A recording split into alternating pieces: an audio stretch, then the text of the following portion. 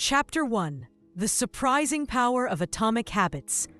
The fate of British cycling changed one day in 2003. The organization, which was the governing body for professional cycling in Great Britain, had recently hired Dave Brailsford as its new performance director. At the time, professional cyclists in Great Britain had endured nearly 100 years of mediocrity. Since 1908, British riders had won just a single gold medal at the Olympic Games, and they had fared even worse in cycling's biggest race, the Tour de France. In 110 years, no British cyclist had ever won the event. In fact, the performance of British riders had been so underwhelming that one of the top bike manufacturers in Europe refused to sell bikes to the team because they were afraid that it would hurt sales if other professionals saw the Brits using their gear. Brailsford had been hired to put British cycling on a new trajectory. What made him different from previous coaches was his relentless commitment to a strategy that he referred to as the aggregation of marginal gains, which was the philosophy of searching for a tiny margin of improvement in everything you do. Brailsford said, the whole principle came from the idea that if you broke down everything you could think of that goes into riding a bike and then improve it by 1%, you will get a significant increase when you put them all together.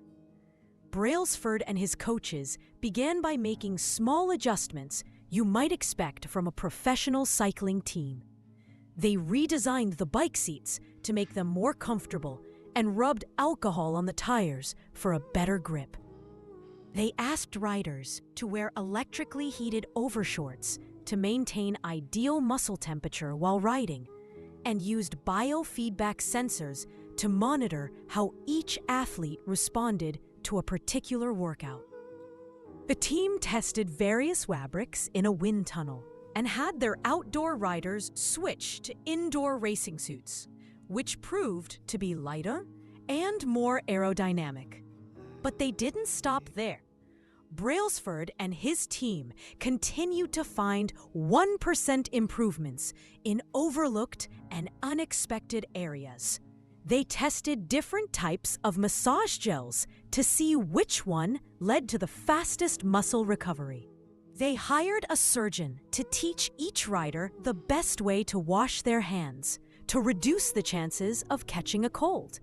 They determined the type of pillow and mattress that led to the best night's sleep for each rider. They even painted the inside of the team truck white, which helped them spot little bits of dust that would normally slip by unnoticed but could degrade the performance of the finely tuned bikes. As these and hundreds of other small improvements accumulated, the results came faster than anyone could have imagined. Just 5 years after Brailsford took over, the British cycling team dominated the road and track cycling events at the 2008 Olympic Games in Beijing, where they won an astounding 60% of the gold medals available. 4 years later, when the Olympic Games came to London, the Brits raised the bar as they set 9 Olympic records and 7 world records. That same year, Bradley Wiggins became the first British cyclist to win the Tour de France. The next year, his teammate Chris Froome won the race, and he would go on to win again in 2015, 2016, and 2017, giving the British team 5 Tour de France victories in 6 years. During the 10-year span from 2007 to 2017, British cyclists won 178 world championships and 66 Olympic or Paralympic gold medals, and captured 5 Tour de France victories in what is widely How does this happen? How does a team of previously ordinary athletes transform into world champions with tiny changes that, at first glance, would seem to make a modest difference at best? Why do small improvements accumulate into such remarkable results? And how can you replicate this approach in your own life? Why small habits make a big difference. It is so easy to overestimate the importance of one defining moment and underestimate the value of making small improvements on a daily basis. Too often, we convince ourselves that massive success requires massive action. Whether it is losing weight, building a business, writing a book, winning a championship, or achieving any other goal, we put pressure on ourselves to make some earth-shattering improvement that everyone will talk about. Meanwhile, improving by 1% isn't particularly notable. Sometimes it isn't even noticeable, but it can be far more meaningful, especially in the long run. The difference a tiny improvement can make over time is astounding. Here's how the math works out. If you can get 1% better each day for 1 year, you'll end up 37 times better by the time you're done. Conversely, if you get 1% worse each day for 1 year, you'll decline nearly down to zero. What starts as a small win or a minor setback accumulates into something much more. Habits are the compound interest of self-improvement. The same way that money multiplies through compound interest, the effects of your habits multiply as you repeat them. They seem to make little difference on any given day, and yet the impact they deliver over the months and years can be enormous. It is only when looking back 2, 5, or perhaps 10 years later that the value of good habits and the cost of bad ones becomes strikingly apparent. This can be a difficult concept to appreciate in daily life. We often dismiss small changes because they don't seem to matter very much in the moment. If you save a little money now, you're still not a millionaire. If you go to the gym 3 days in a row, you're still out of shape. If you study Mandarin for an hour tonight, you still haven't learned the language. We make a few changes, but the results never seem to come quickly, and so we slide back into our previous routines. Unfortunately, the slow pace of transformation also makes it easy to let a bad habit slide. If you eat an unhealthy meal today, the scale doesn't move much. If you work late tonight and ignore your family, they will forgive you. If you procrastinate and put your project off until tomorrow, there will usually be time to finish it later. A single decision is easy to dismiss, but when we repeat 1% errors day after day by replicating poor decisions, duplicating tiny mistakes, and rationalizing little excuses, our small choices compound into toxic results. It's the accumulation of many missteps, a 1% decline here and there, that eventually leads to a problem. The impact created by a change in your habits is similar to the effect of shifting the route of an airplane by just a few degrees. Imagine you are flying from Los Angeles to New York City. If a pilot leaving from LAX adjusts the heading just 3.5 degrees south, you will land in Washington, D.C. instead of New York. Such a small change is barely noticeable at takeoff. The nose of the airplane moves just a few feet. But when magnified across the entire United States, you end up hundreds of miles apart. Similarly, a slight change in your daily habits can guide your life to a very different destination. Making a choice that is 1% better or 1% worse seems insignificant in the moment. But over the span of moments that make up a lifetime, these choices determine the difference between who you are and who you could be. Success is the product of daily habits, not once-in-a-lifetime transformations. That said, it doesn't matter how successful or unsuccessful you are right now. What matters is whether your habits are putting you on the path towards success. You should be far more concerned with your current trajectory than with your current results. If you're a millionaire, but you spend more than you earn each month, then you're on a bad trajectory. If your spending habits don't change, it's not going to end well. Conversely, if you're broke, but you save a little bit every month, then you're on the path toward financial freedom, even if you're moving slower than you'd like. Your outcomes are a lagging measure of your habits. Your net worth is a lagging measure of your financial habits. Your weight is a lagging measure of your eating habits.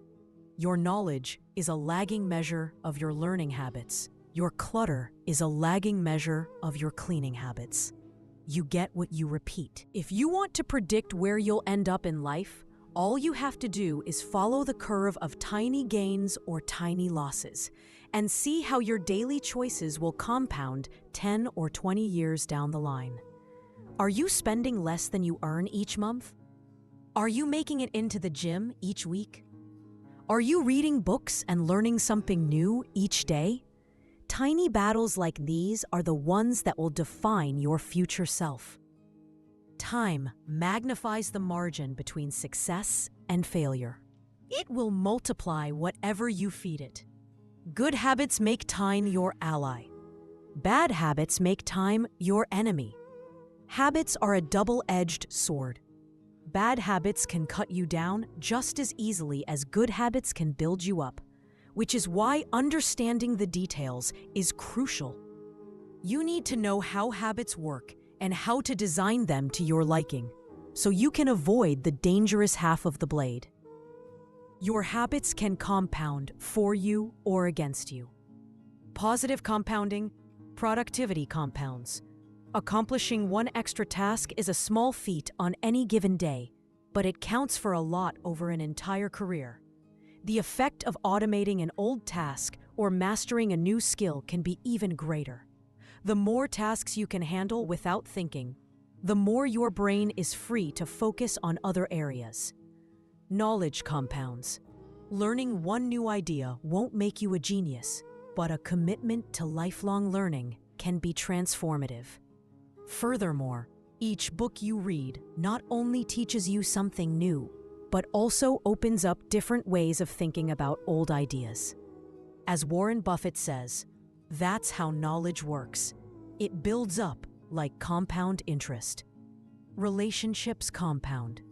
People reflect your behavior back to you. The more you help, negative compounding. Stress compounds. The frustration of a traffic jam. The weight of parenting responsibilities. The worry of making ends meet. The strain of slightly high blood pressure. By themselves, these common causes of stress are manageable. But when they persist for years, little stresses compound into serious health issues. Negative thoughts compound. The more you think of yourself as worthless, stupid, or ugly, the more you condition yourself to interpret life that way. You get trapped in a thought loop. The same is true for how you think about others. Once you fall into the habit of seeing people as angry, unjust, or selfish, you see those kind of people everywhere. Outrage compounds. Riots, protests, and mass movements are rarely the result of a single event. Instead, a long series of microaggressions and daily aggravations slowly multiply until one event tips the scales and outrage spreads like wildfire. What progress is really like? Imagine that you have an ice cube sitting on the table in front of you. The room is cold and you can see your breath. It is currently 25 degrees. Ever so slowly, the room begins to heat up. 26 degrees, 27, 28. The ice cube is still sitting on the table in front of you. 29 degrees, 30, 31. Still, nothing has happened. Then, 32 degrees. The ice begins to melt. A 1-degree shift, seemingly no different from the temperature increases before it, has unlocked a huge change. Breakthrough moments are often the result of many previous actions, which build up the potential required to unleash a major change. This pattern shows up everywhere. Cancer spends 80% of its life undetectable, then takes over the body in months. Bamboo can barely be seen for the first 5 years as it builds extensive root systems underground before exploding 90 feet into the. Similarly, habits often appear to make no difference until you cross a critical threshold and unlock a new level of performance. In the early and middle stages of any quest, there is often a valley of disappointment.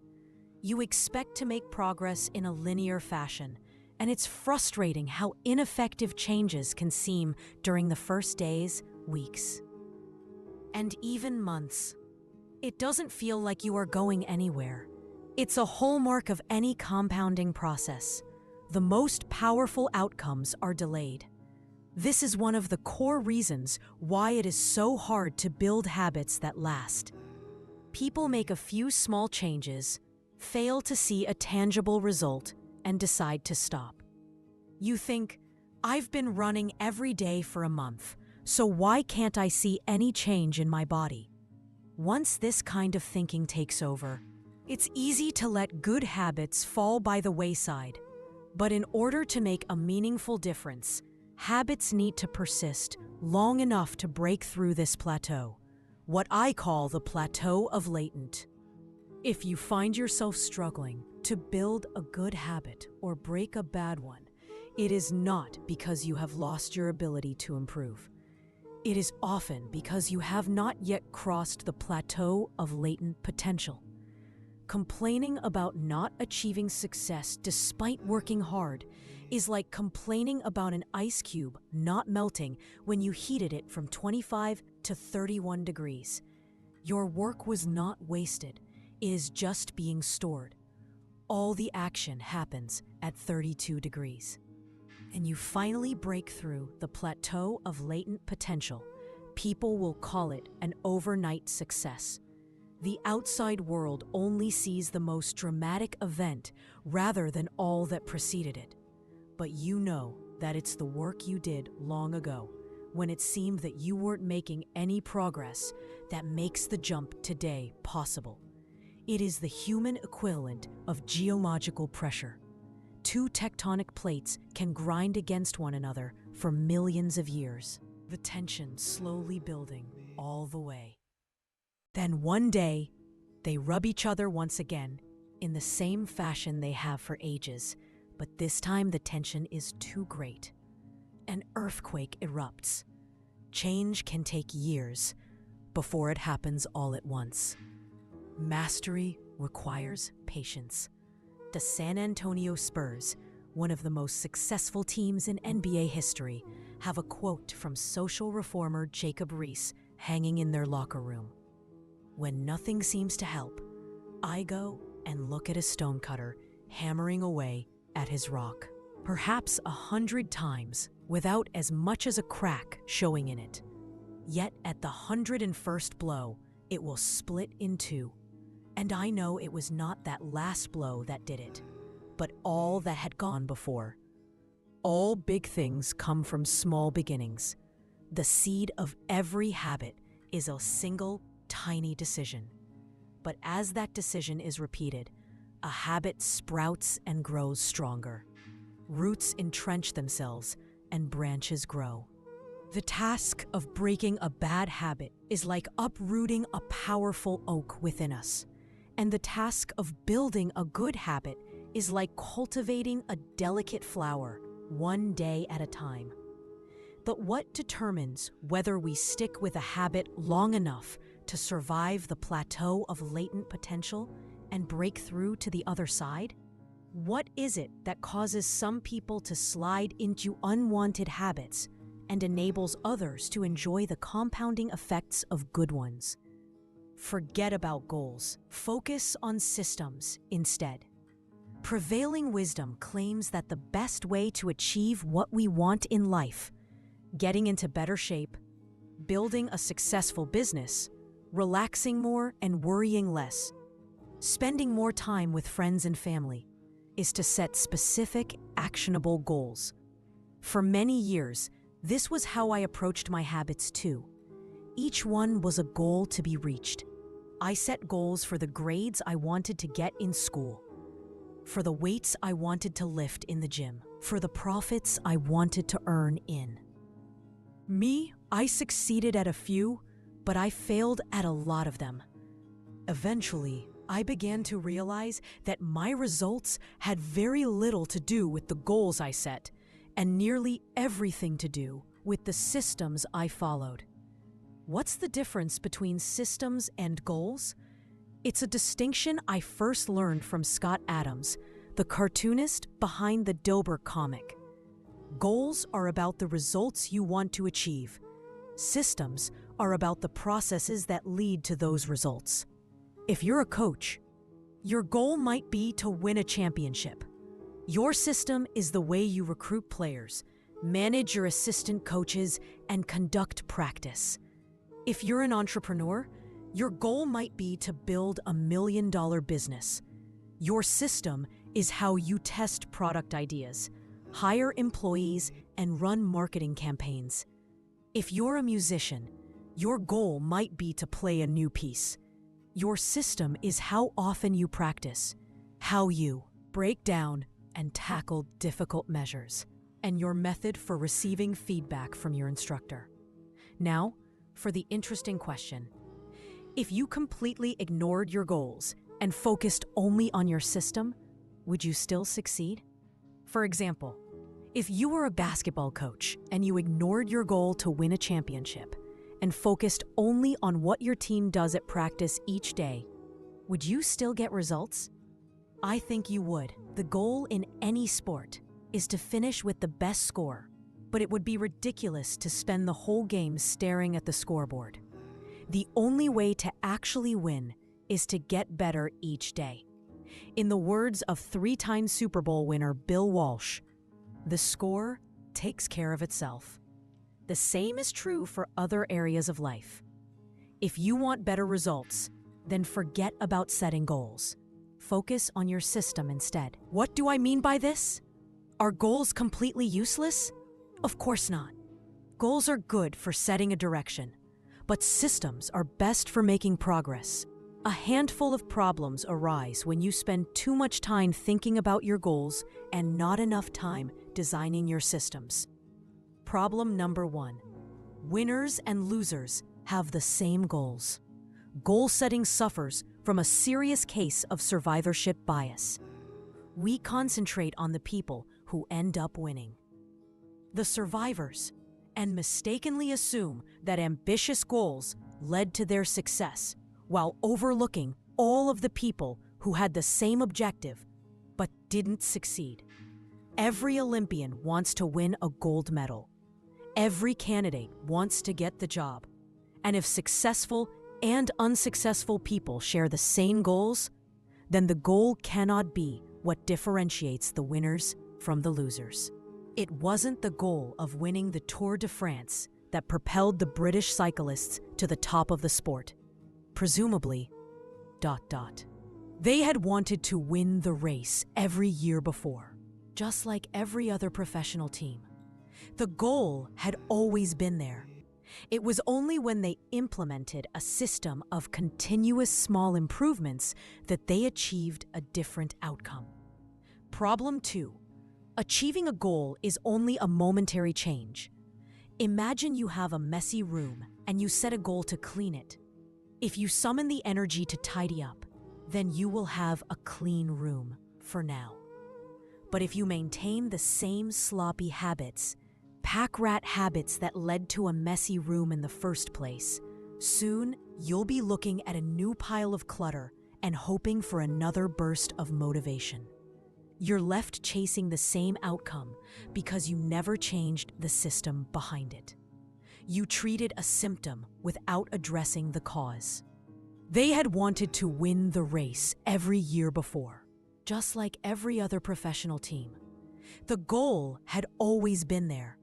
It was only when they implemented a system of continuous small improvements that they achieved a different outcome. Problem 2. Achieving a goal is only a momentary change. Imagine you have a messy room and you set a goal to clean it. If you summon the energy to tidy up, then you will have a clean room for now. But if you maintain the same sloppy habits, pack rat habits that led to a messy room in the first place, soon you'll be looking at a new pile of clutter and hoping for another burst of motivation. You're left chasing the same outcome because you never changed the system behind it. You treated a symptom without addressing the cause. Achieving a goal only changes your life for the moment. That's the counterintuitive thing about improvement. We think we need to change our results, but the results are not the problem. What we really need to change are the systems that cause those results. When you solve problems at the results level, you only solve them temporarily. In order to improve for good, you need to solve problems at the systems level. Fix the inputs, and the outputs will fix themselves. Problem number 3. Goals restrict your happiness. The implicit assumption behind any goal is this: once I reach my goal, then I'll be happy. The problem with a goals-first mentality is that you're continually putting happiness off until the next milestone. I've slipped into this trap so many times, I've lost count. For years, happiness was always something for my future self to enjoy. I promised myself that once I gained 20 pounds of muscle, or after my business was featured in the New York Times, then I could finally. Furthermore, goals create an either-or conflict. Either you achieve your goal and are successful, or you fail and you are a disappointment. You mentally box yourself into a narrow version of happiness. This is misguided. It is unlikely that your actual path through life will match the exact journey you had in mind when you set out. It makes no sense to restrict your satisfaction to one scenario when there are many paths to success. A systems-first mentality provides the antidote. When you fall in love with the process rather than the product, you don't have to wait to give yourself permission to be happy. You can be satisfied anytime your system is running. And a system can be successful in many different forms, not just the one you first envision. Problem number 4. Goals are at odds with long-term progress. Finally, a goal-oriented mindset can create a yo-yo effect. Many runners work hard for months, but as soon as they cross the finish line, they stop training. The race is no longer there to motivate them. When all of your hard work is focused on a particular goal, what is left to push you forward after you achieve it? This is why many people find themselves reverting to their old habits after accomplishing a goal. The purpose of setting goals is to win the game. The purpose of building systems is to continue playing the game. True long-term thinking is goalless thinking. It's not about any single accomplishment. It is about the cycle of endless refinement and continuous improvement. Ultimately, it is your commitment to the process that will determine your progress. A system of atomic habits. If you're having trouble changing your habits, the problem isn't you. The problem is your system. Bad habits repeat themselves again and again, not because you don't want to change, but because you have the wrong system for change. You do not rise to the level of your goals. You fall to the level of your systems. Focusing on the overall system rather than a single goal is one of the core themes of this book. It is also one of the deeper meanings behind the word atomic. By now, you've probably realized that an atomic habit refers to a tiny change, a marginal gain, a 1% improvement. But atomic habits are not just any old habits, however small. They are little habits that are part of a larger system.